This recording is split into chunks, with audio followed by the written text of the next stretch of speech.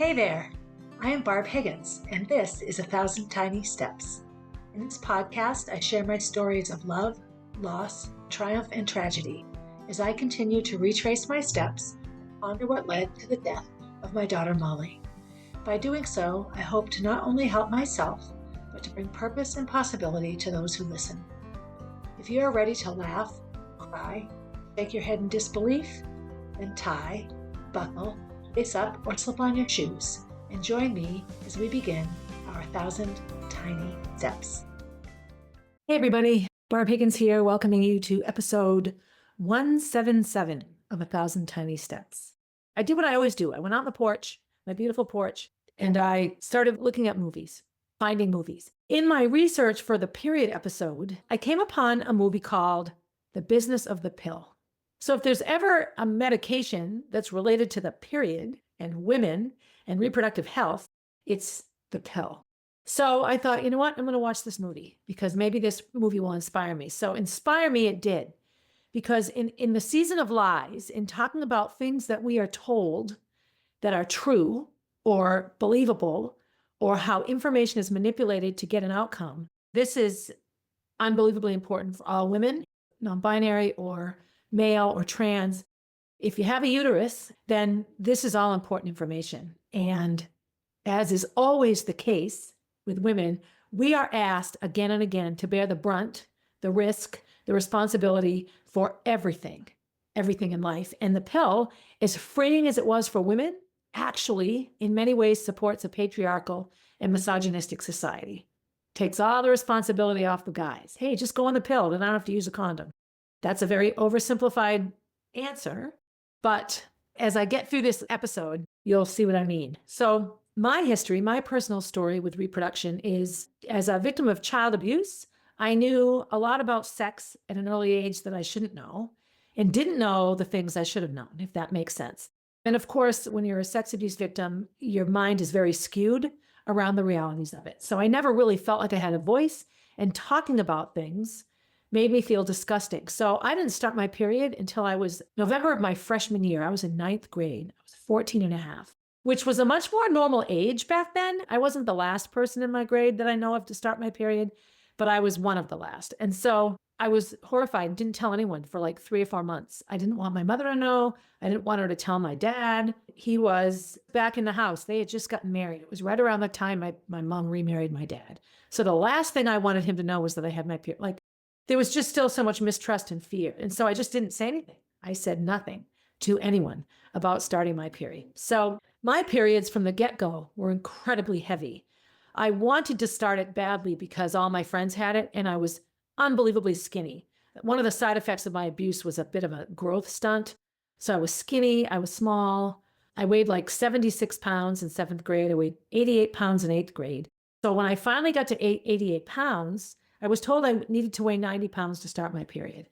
And I got to 88 pounds by drinking Shackley shakes and just eating and eating and eating. And I got my period. So I was 88 pounds. My periods from the get-go, my very first period was heavy. I had unbelievable cramps and massive blood clots. None of these things necessarily are bad or indicate a problem, but I didn't say anything to anyone because I didn't want anyone to know I had my period. I didn't use tampons initially because the thought of it was overwhelming and I didn't really have anyone to show me. I asked a couple of friends, I remember, and they were sort of like, well, just read the directions in the box. Because, you know, what 13-year-old or 14-year-old or 15-year-old is going to help you with your tampons? I mean, that might be different now, but it was a very isolating experience for me. And while my mother would have been helpful, she had just remarried my dad. So the last person I wanted to talk to about all of this was my mother. And I actually remember standing in the front hallway upstairs, and when I finally told her, she started to announce it. My dad was in the bathroom, and I remember shoving my hand in front of her mouth, like, shut up, because I just didn't want her to say anything. It was, you know, no fault to my mother. She was acting in a way that I guess she thought was inappropriate. She wasn't trying to be disrespectful. I didn't use tampons for a long time. I would go into the bathroom and pull down my underwear to change my pad, and sometimes these blood clots were the size of like a everlasting gobstopper. They weren't small, and they'd like roll around on the pad, and I'd have to make sure they went to the toilet because if they went to the ground, they splattered and it was bloody. And if you're in a stall, you can see underneath it.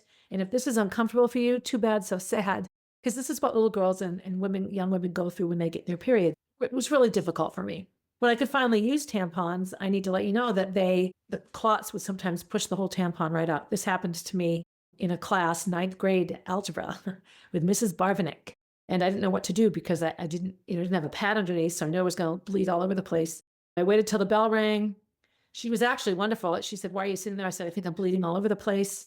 I explained what happened. She came right over. She wrapped her sweater around me. She was so sweet. I had, in fact, blood all over the chair of the desk. She wiped it all up, told me not to worry, get to the bathroom. I called my mother and she came and got me. So, these are the things that happened. So what does this have to do with the pill? Well, for those of you that don't know, the birth control pill in general blocks ovulation. So you're stopping a body function. You are interfering with a normal body function to prevent pregnancy, which, okay, in the simple term, great, no egg, no baby. But the egg has a much bigger role in health than just being available to make a baby, because it regulates estrogen and progesterone. All of those things are around ovulation. And those hormones do other things. They work with brain function and bone density and blood consistency. When women get pregnant, the whole cardiovascular system changes because they're taking care of two now. Blood volume increases. All sorts of things happen. And ovulation makes sure that these things happen properly. So you stop ovulation, and now a control mechanism for a much bigger piece of health is blocked. And these things aren't happening. So one of the main things that it was found that the pill did that was a big promoter for pushing it is it could alleviate heavy periods. It can make the periods lighter, can control them, because it interfered with estrogen and progesterone, right? So you didn't get this big, thick uterine lining because your body wasn't worried that it was going to get pregnant because there was no egg. So it was trying to do what it's supposed to do, but at a much less thing. So I got my period in 9th grade. I wasn't sexually active until the end of 10th grade. And I didn't go on the pill until February of my senior year. So initially for sex, I just basically, I don't know, I guess I used the rhythm method. If I was having my period, I thought it was safe. I'd have sex having my period. Whoever I was sleeping with would use a condom. So condoms were the primary source of birth control. And I never had in high school anyone that I had sex with, not that there was 9,000 people in high school, but have a problem with it. It was just a given. And back then, it was more about STDs. When I first started the pill, I took low estrogen, 1.530. It was a low estrogen pill, low estrogen. And I started right away. And what I liked about it is I never got a period. I would take the week off. The week I was supposed to have a period, I wouldn't have one. So as a high school kid and a distance runner who didn't want to, bleed in front of people, I loved this, right? I loved it. But I also knew that it wasn't really okay. It wasn't necessarily a good thing. The pill did not always keep me from having my period. I did try different pills throughout my young adult life. I didn't like any of them. What I liked about the low estrogen is it was really one of the lowest level pills that you could take and ensure no risk of pregnancy. I was small, I was thin, my percent body fat was, minimal. However, when I went off the pill, even though I was under 100 pounds and 10% body fat, all the things that typically stop a period from happening, mine didn't. Which is why doctors need to pay attention to their patients, because I didn't match any of the norms around menstruation. I was lighter than I should have been to have a period. I was too skinny to be having a period, but I had one anyway. So I do know that as I grew, when I went off to college and, I was always on the pill, I never wasn't, my periods came back and they began to be much more normal. My periods were much more normal than they had been otherwise. I also know for a period of time in college, I went off the pill because I remember using the contraceptive sponge. The sponge was like a new invention. I think at some point we were encouraged as track athletes not to be on the pill, that we wanted to keep our bodies as healthy and pure as, clear as possible. I wasn't continually on the pill for 20 years like a lot of women are. I was on it and off it. Typically what happened to me to make me go back on the pill was either a pregnancy, like when I was in high school and, got pregnant, or the fear of pregnancy. So when I started a long-term relationship, it was like, I'll go back on the pill. When the long-term relationships ended, I went off the pill. It was always a dance for me. And I look back now and realize that what was good about me is I paid attention to the symptoms. I paid attention to my body, which as an elite athlete, that's what we did. What I know, even as a health educator, is how sucked into the benefits of the pill I've been. And when you look at it from a lifestyle point of view, which is kind of what it is, the pill does not improve your health. It can mask symptoms of serious diseases and conditions that can cause horrible permanent damage to your bodies. It masks those symptoms. It interferes with normal bodily function and hormone production. So the pill is a lot more intricate socially, politically, and emotionally than you might think. So people think, oh, the pill, no pregnancy, yay. So the pill really came to be in the 1960s, and it was the first time that female-bodied humans, women, could actually get birth control without being married or without permission from their spouses. Think about that now. If you live in a body with a vagina, you had to get permission to get birth control. And I'm not sure why politically and legally women didn't need permission from their spouses to get it, but I think a lot of that was going by the wayside. The women's, the equal ERA and women's lib and all were really coming about in the 60s. So it was the first time that women could have autonomy and control over their sex lives. They took the pill. There was no worry about getting pregnant and all of the things that went along with that. Abortion wasn't accessible or legal, although they were prevalent. And women were still horribly judged for being sexually active. They could go on the pill and be sexually active and nobody knew because there was no ramifications and fear of being pregnant. One of the key physical realities of the pill is it was not designed for long-term use. It was designed for short-term use. It was thought that you're married, you don't want to have babies right away, you go on the pill. You go on it for a year, maybe two, then you go off it. And you have your babies and you're off the pill for a long, long time. And then when you're all done having your babies, maybe you go on it again for a year or two until your periods stop and you're in menopause. It was never, ever designed to be a cover-all symptom mitigator for a lot of things other than getting pregnant. But that's what it became relatively quickly. It gets invented. They need to do research on it. So you have to go back sort of before the pill was accessible to a woman named Margaret Sanger.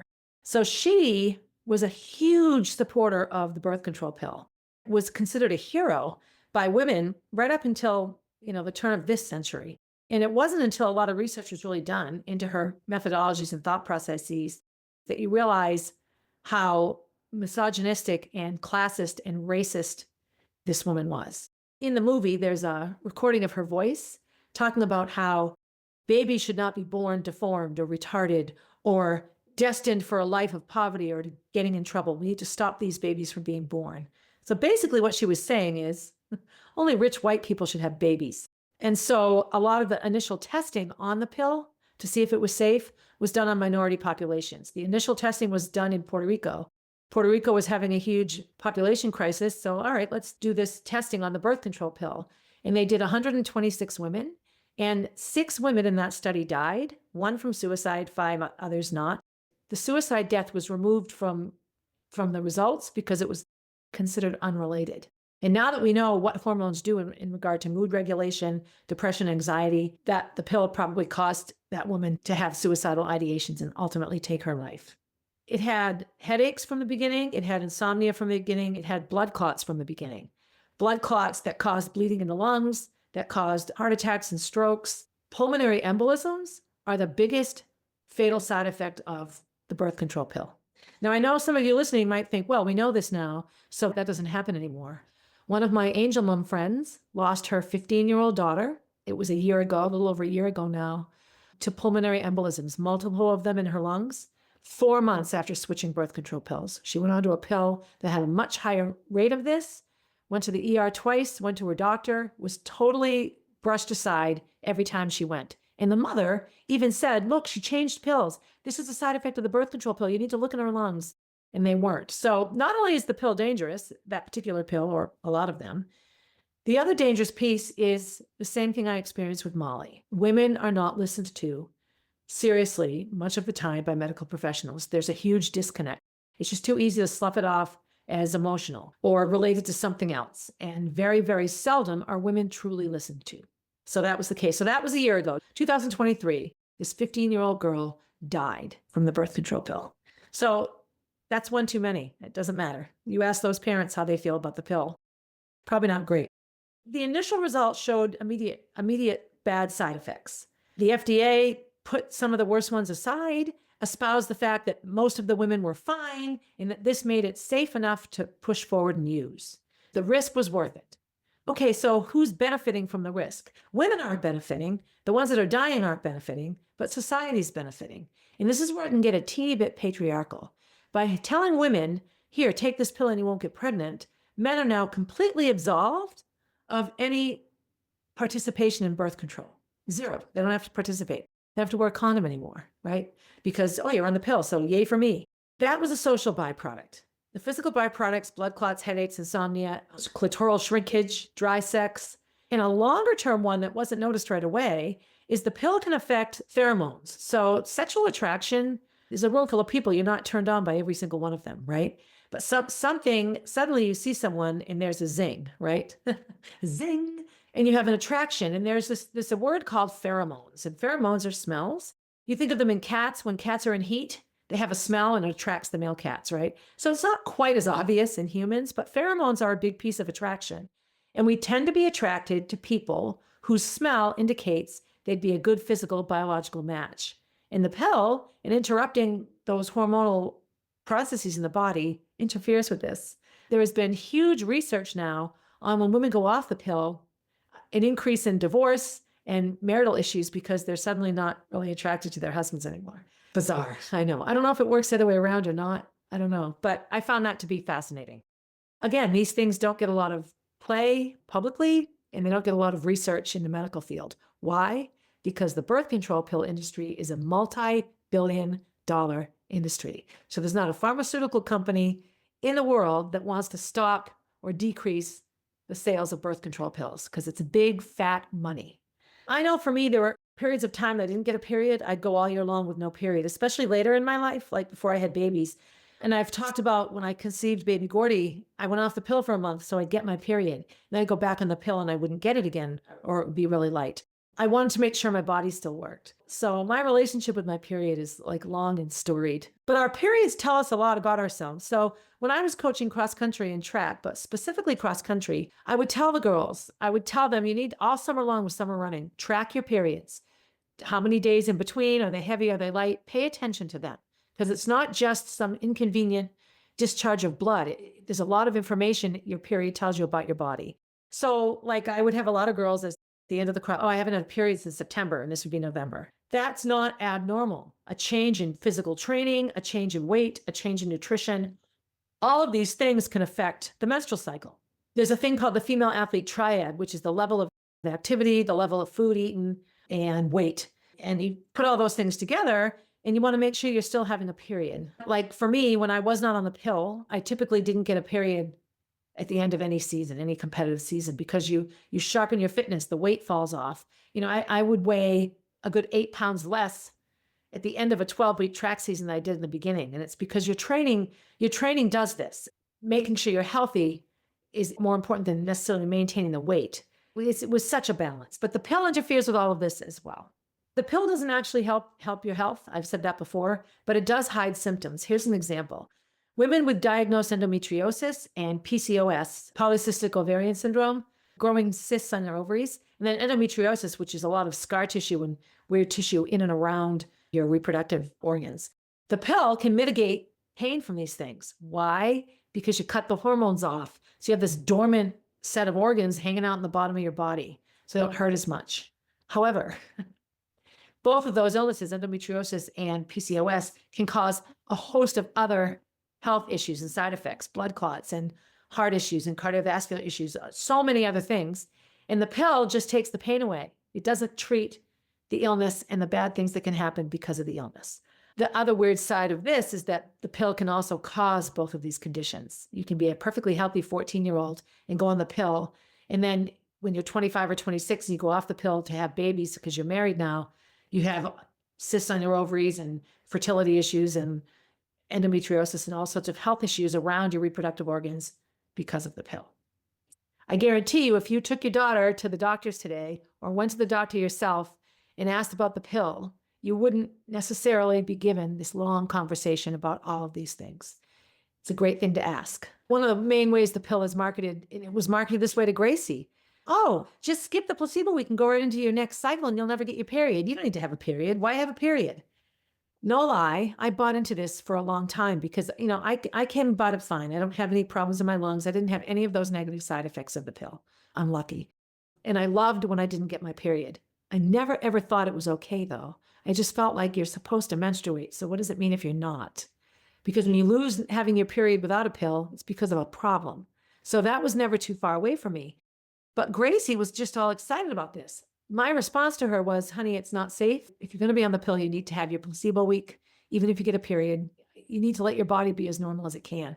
Gracie had a miserable time on the pill. She has anxiety. She has insomnia. She had so many issues being on the pill. When she got out of her last long-term relationship, she stopped taking it and has had massive improvements. Does she have more acne? Yes. Does she still have some anxiety and depression? Of course, she has a dead sister. She's always going to have some of those symptoms, but physically, she's in much better shape internally than she was on the pill. So regular ovulation, which is when the ovary releases an egg, is a mitigating and controlling factor in how much estrogen and progesterone we release. If you shut off ovulation, you shut off the production of these things and you interfere with the balance. So your body is functioning at age 15 as if you're in menopause where you don't ovulate anymore. Nothing is healthy about menopausal symptoms in young people. I'm hoping that all of this in the forefront will create more research on the pill and make the pill more safe. Women are told, you don't need to ovulate. Look, you don't ovulate, no baby. Men and birth control for men, a pill for men, would prevent the sperm from developing fully so that when they ejaculate, there's no sperm in there, much like a vasectomy just cuts it off. In all of the testing around birth control for men, after a couple of weeks being on it, they said, no way, I'm not doing this because of the side effects. What the side effects were? Well, a little trouble with the boner. That's a reasonable side effect. Women have dry sex, but we're supposed to be, just get some lube and move on. Insomnia, depression, anxiety, all sorts of physical side effects. Headaches, they didn't like it. I'm not doing this. I feel like crap. Let the girls keep taking it. So there's a long list of things, which I've said that the pill causes. All of these things can also be attributed to other things, which is a common thread in women's health.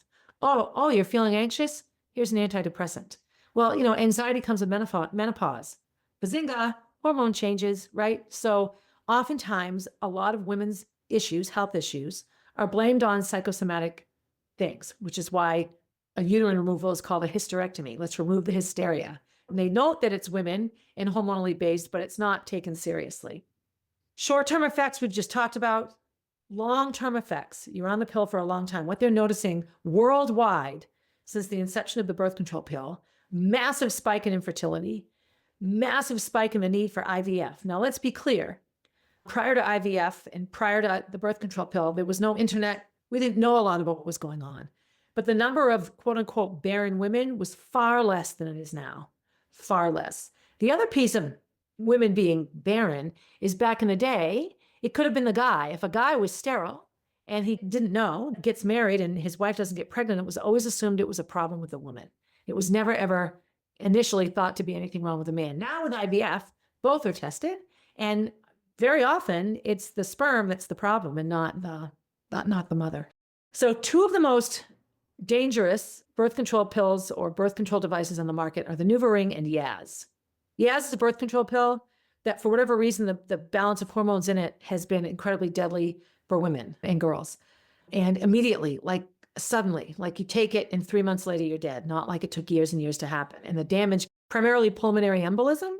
So the autopsies on these college-age girls that die, and high school girls that die, show the lungs full of clots and blood, ruined, decimated almost immediately. The NuvaRing, and Yaz is in the 2000s. It's a newer birth control pill. The NuvaRing was before the turn of the century, but it's a ring that looked almost like a condom when you looked at it. It's firm on the outside with a shield.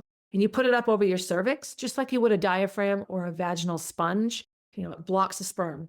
The NuvaRing is full of hormones. And so however the hormone distribution was in the NuvaRing was incredibly dangerous. So the NuvaRing had a 55% higher chance of causing deadly side effects, and Yaz, a 70% higher chance of these deadly side effects than any other birth control method on the market. So why would they still be on the market? Well, when the research was done and everything was looked at the safety of it, it was deemed that the safety risk, the ratio was fine. The benefit to risk wasn't significant enough to stop production of the NuvaRing or Yaz. So who's benefiting? Well, you could say women are benefiting because they're not getting pregnant or their pimples are gone, but is that worth the risk of a blood clot in your lung? Is the risk really small enough to justify? So there was a whole study in Congress in the 70s, so before these two things, but just birth control in general, about the safety and efficacy of the birth control pill. And I think if I had to make a guess, it was all men. It was all men that did the research. It was men that testified in Congress. A group of women went to watch. And they basically acknowledged that all of these dangerous things were happening to women on the pill, and they demanded a study. So the study did not include any women.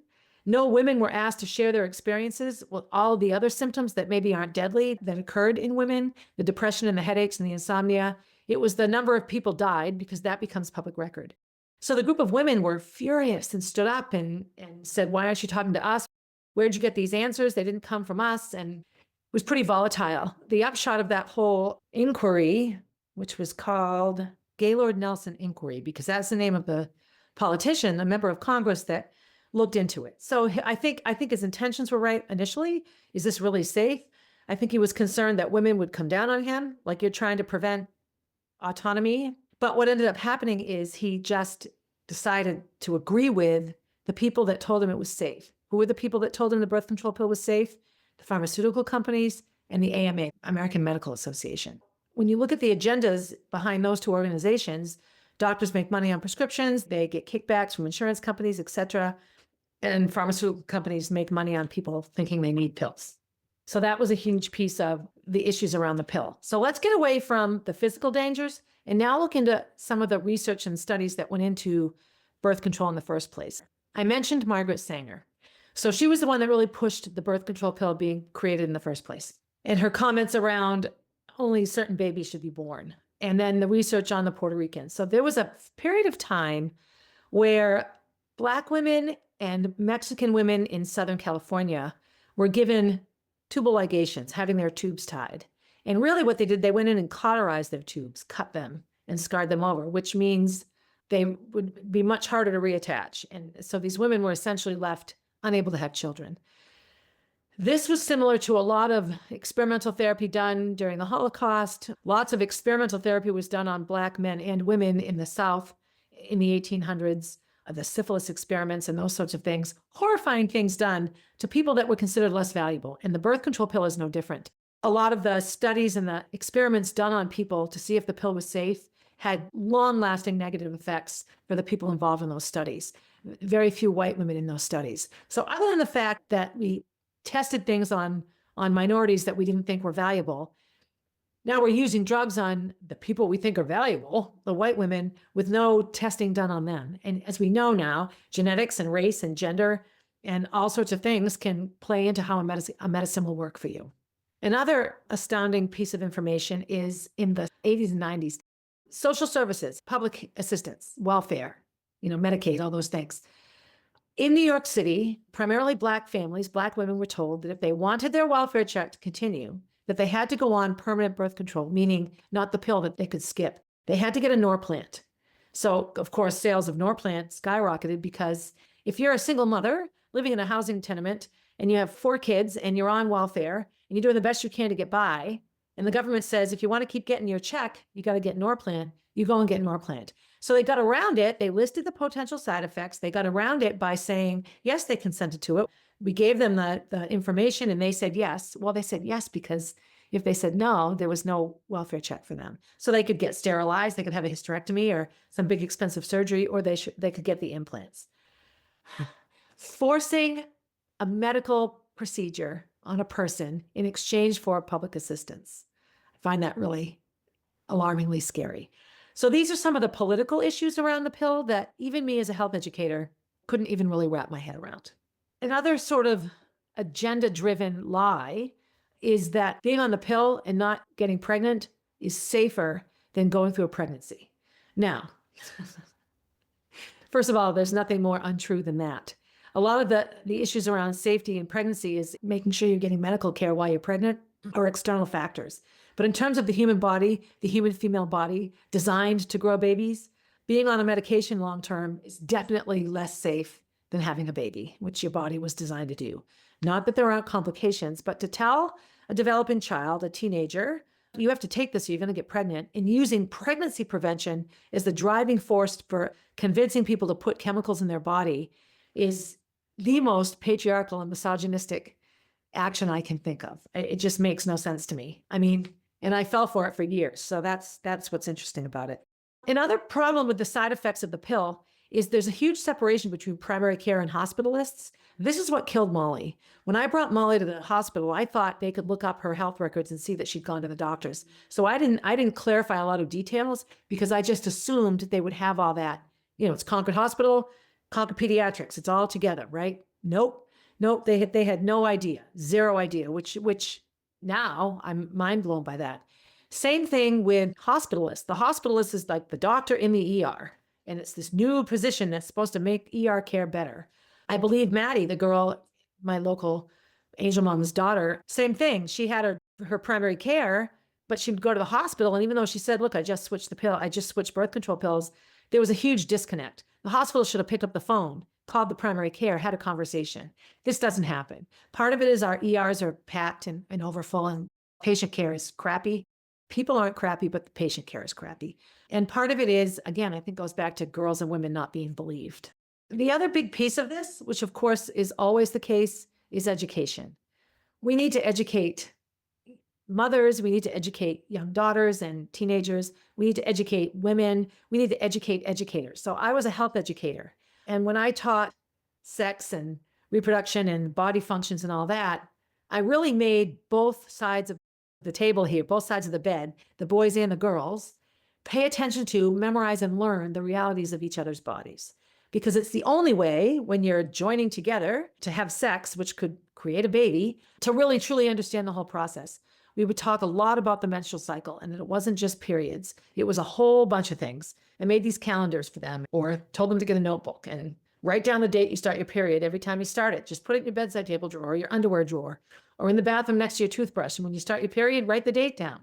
Just write the date. If I went up in the attic and looked, I have this notebook with like 6 years of periods, just dates. That's all, just the dates.